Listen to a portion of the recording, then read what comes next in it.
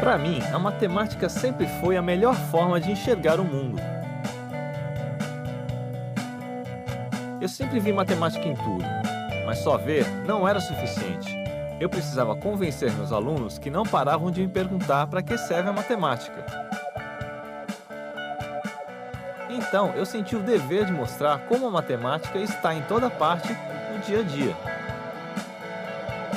Matemática em toda parte 2.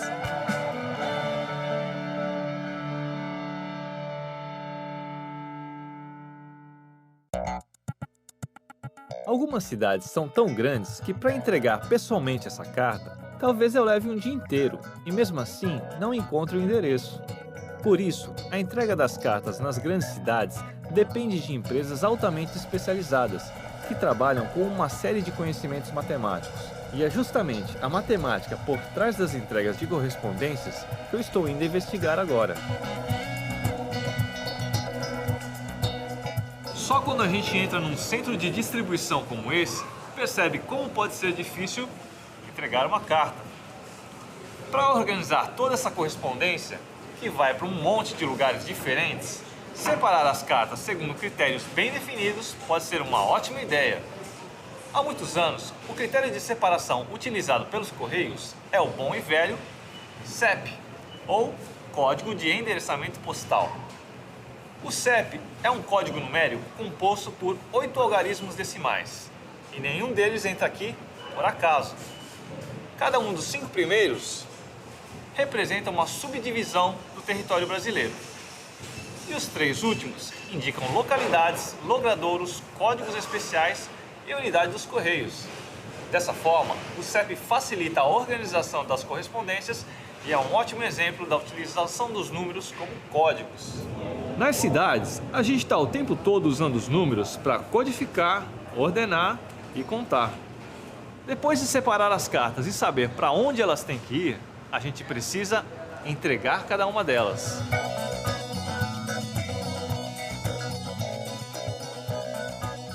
Hoje eu estou no centro de distribuição dos Correios para falar com o Bernardo, um veterano das cartas. Bernardo, você já entregou muitas cartas de amor? Acredito que sim, né? Sempre é bom fazer essas entregas. Como é que você organiza as suas cartas dentro da sua bolsa? De forma a otimizar o meu tempo de entrega e que ele seja facilitado. Você faz um planejamento da rota? Bom, eu planejo muito em relação ao tempo. Quantos quilômetros mais ou menos você anda por dia? De 2 a 4 quilômetros. E quanto você carrega em quilos? Bom, de 8 a 10 quilos.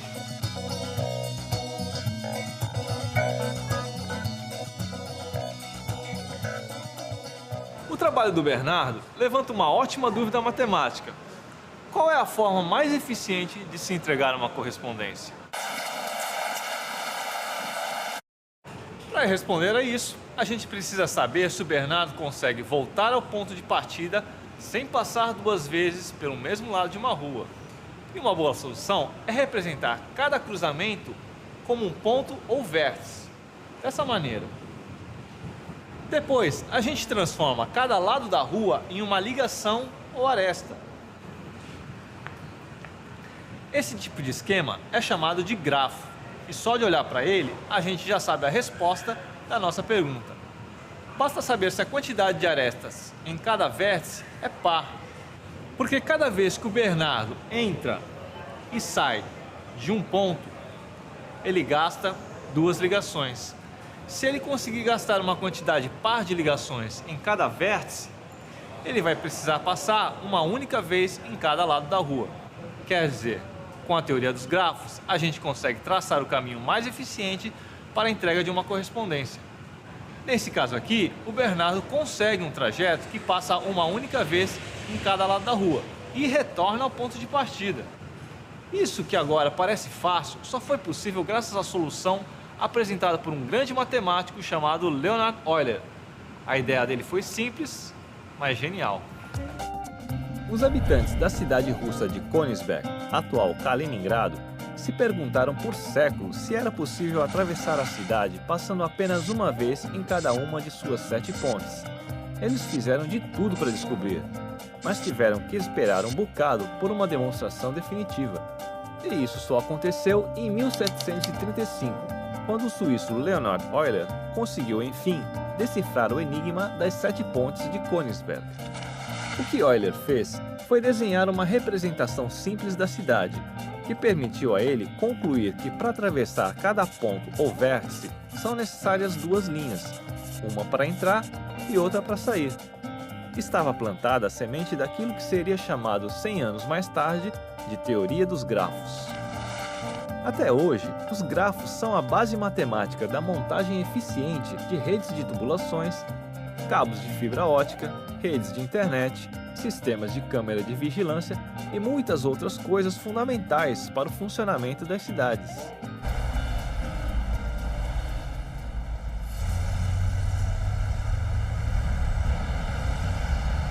Pesquisar a entrega de correspondências faz a gente ver como a matemática ajuda a organizar a vida na cidade. Mas cartas, encanamentos e redes de internet não são as únicas coisas que a gente precisa para viver nas cidades. A vida urbana é tão complexa que a gente está o tempo todo construindo, reformando e modificando a cidade para tentar fazer dela uma casa mais confortável.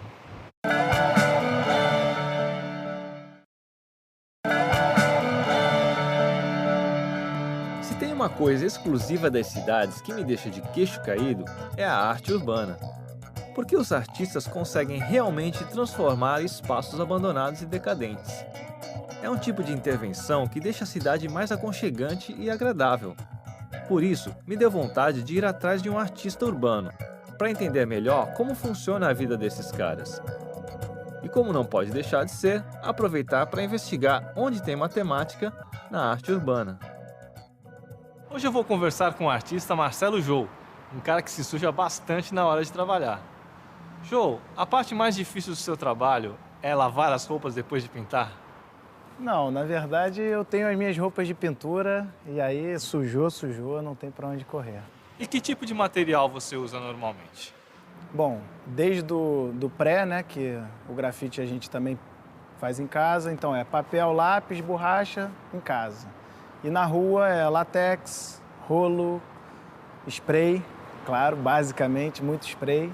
E na verdade é mais isso, spray e látex no muro, direto. E como você consegue fazer imagens tão realistas? Então, acho que o grande segredo do grafite, não só o grafite, né, mas qualquer pintura que você tenha a ideia na tua cabeça ou no papel para passar para o muro, é a ampliação, né? É ponto de referência, a escala. Você consegue ver uma relação entre a matemática e o seu trabalho? Cara, assim, a gente pode não pensar a matemática, que é a matemática que está ali. Vou calcular agora, mas ela está ali, luz e sombra, aonde bate, proporção, escala, distância, planos, isso tudo ela está presente sim, com certeza. Uma boa parte das imagens que a gente produz tem a intenção de parecerem reais. Essa sensação de realidade vem de muitas coisas, mas a principal delas é a perspectiva. Ela é a responsável pela sensação de profundidade numa pintura, por exemplo. Quando a gente olha essa imagem de frente, tem a impressão de que os objetos estão em 3 dimensões, graças à perspectiva. Para usar a perspectiva corretamente, a gente tem que levar em consideração o ponto de fuga, a linha do horizonte, o ponto de vista e o plano projetivo.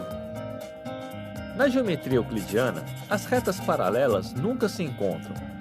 Mas quando a gente vê 2 paralelas num plano projetivo, a impressão é que elas vão se encontrar. E elas se encontram no chamado ponto de fuga, que é o ponto de convergência das linhas que descrevem a profundidade dos objetos. Esse efeito tridimensional faz com que a imagem fique mais próxima da forma como a visão humana percebe as coisas no dia a dia. E é justamente a manipulação correta desses conhecimentos que permite ao pintor criar a sensação de profundidade e realismo em suas obras.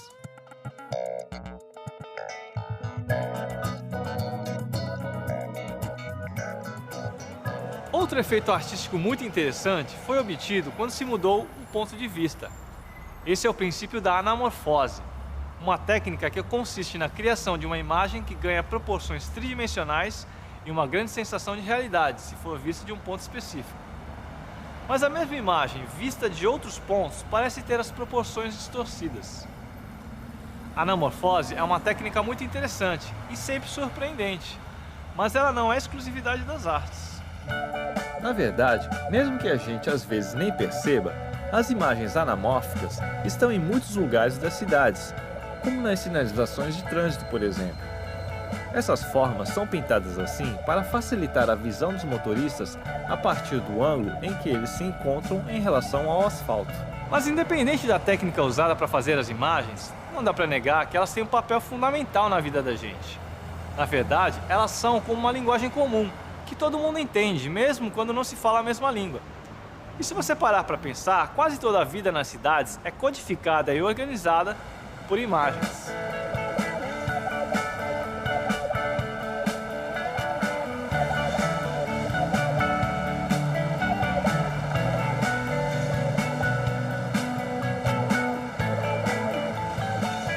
As cidades são muito complexas. É tanta gente e tanto concreto que a gente passa o tempo todo criando novas formas de organizar a convivência entre as pessoas e amenizar a dureza da paisagem. A matemática tem ferramentas incríveis para tudo isso. Quer dizer, se viver nos grandes centros urbanos é uma arte, a matemática certamente é uma das tintas mais importantes que compõem essa tela.